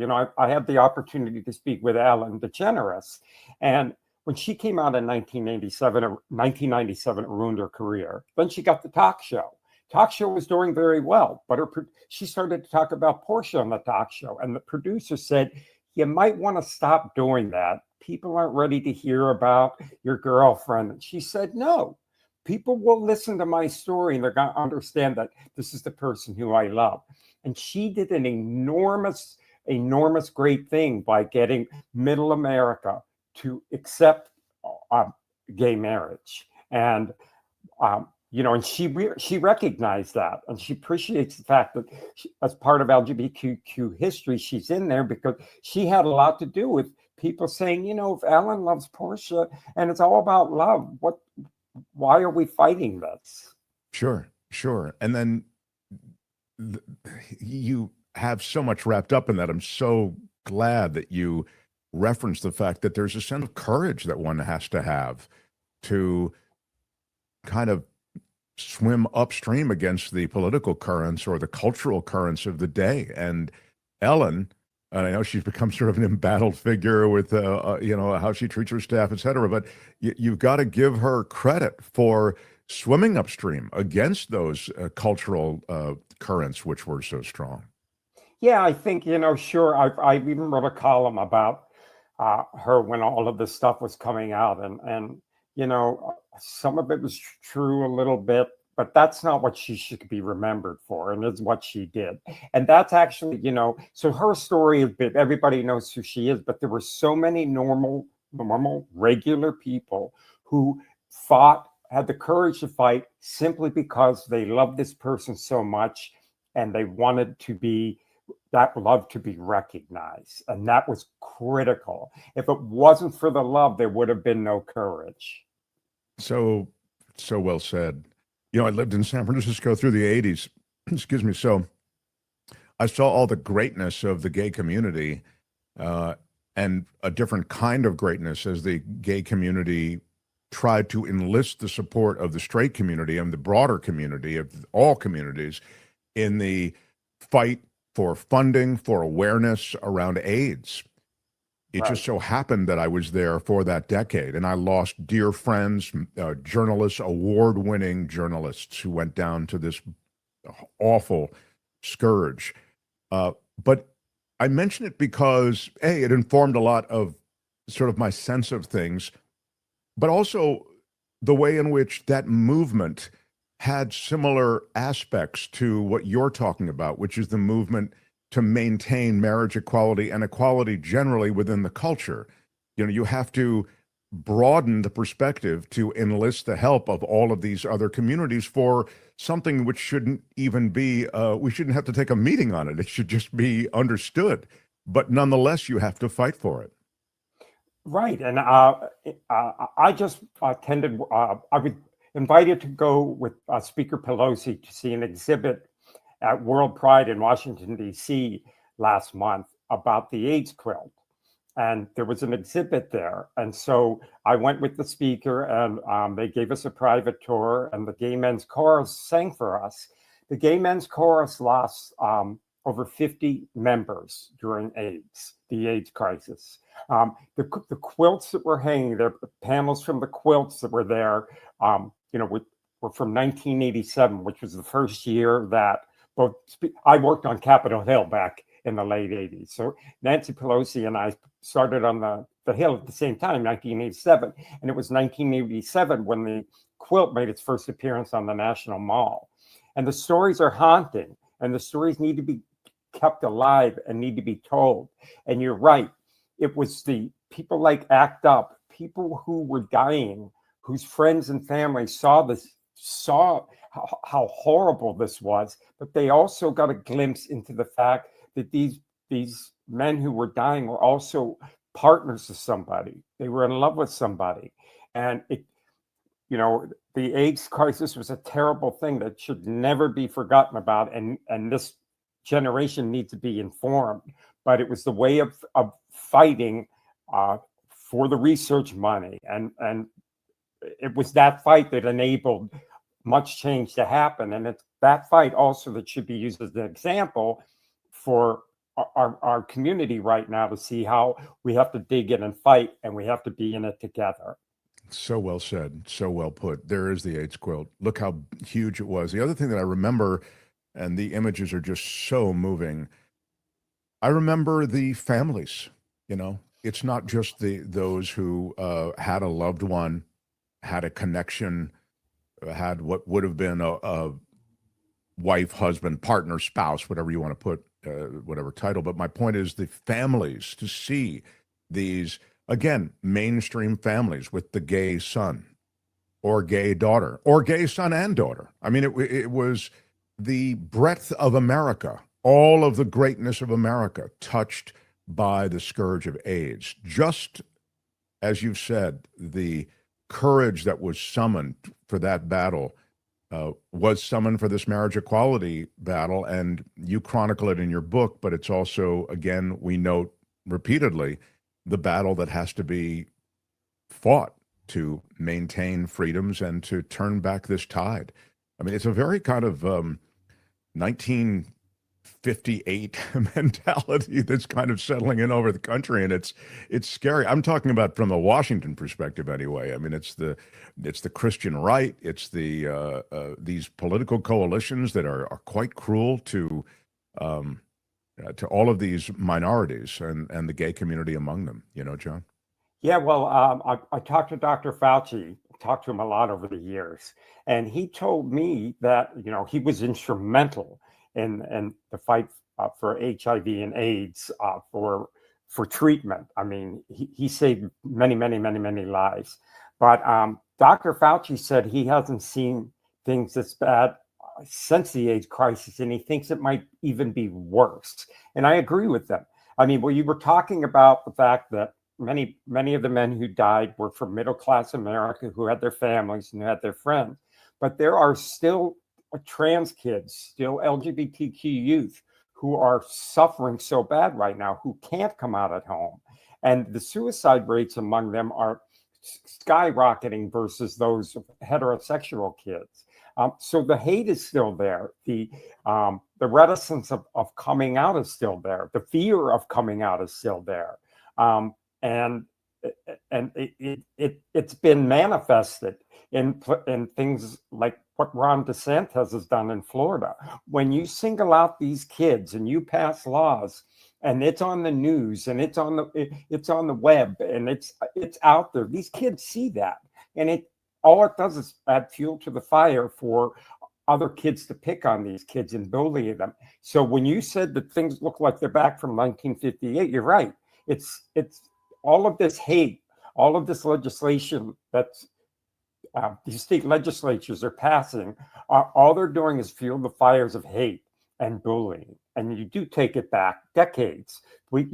Many people thought we were over that. I always hear from my friends like, well, more queer youth are coming out than ever before. That may be true, but the same holds true that there's more now who won't come out than there ever have been before. I can so see the argument for why they wouldn't. And I similarly am appalled at the way that trans youth are being used politically.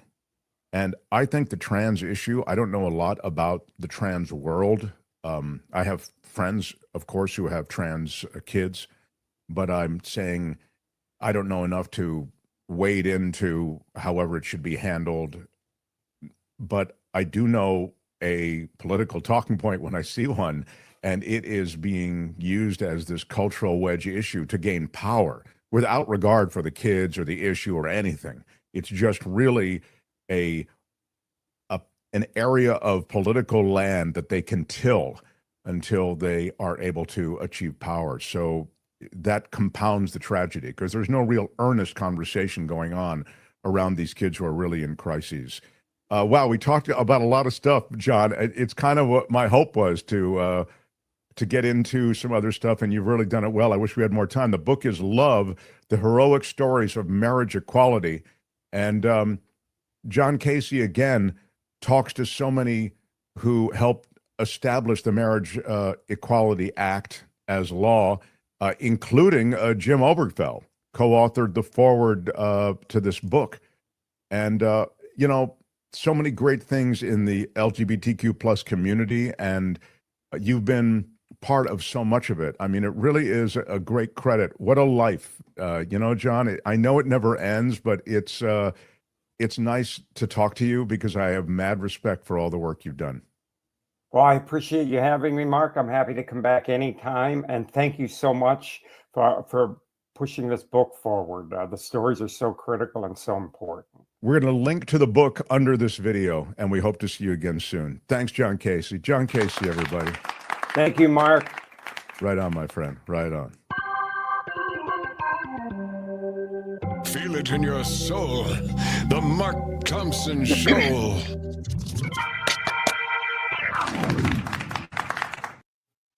Feel it in your soul. What a good and interesting interview there. I saw in the comments there was somebody asking where the AIDS quilt is now. It's at the National AIDS Memorial. The physical quilt, the panels of that quilt are at the National AIDS Memorial in San Francisco.